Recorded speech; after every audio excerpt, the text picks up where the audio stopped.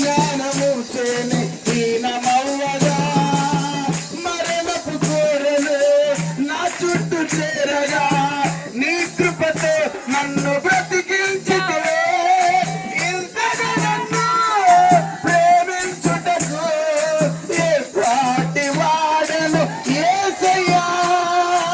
ఇంతగా నన్ను ప్రేమించుటకు ఏ పాటి వాడను యేసయ్యా.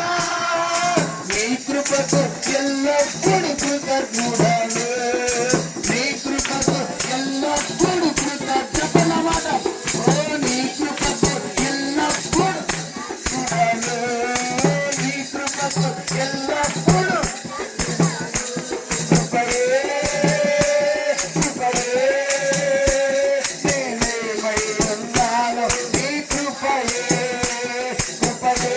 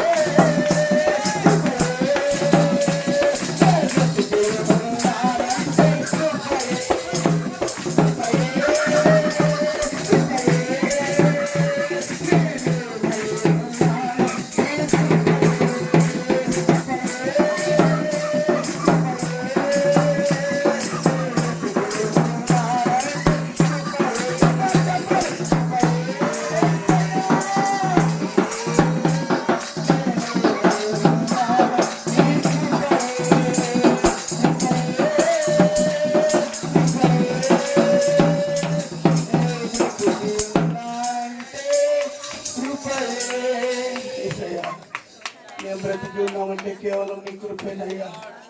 అయ్యా మీకు వందనాలయ్యా.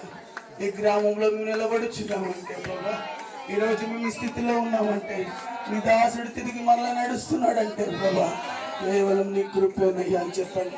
రెండు చేతుల పైకి ఒక్కసారి నీ కృపేనయ్యా, నీ కృపేనయ్యా, వేరొకటి లేదయ్యా, వేరొకటి లేదు ప్రభు, నీ కృపేనైనా యేసయ్యా, నీ కృపే.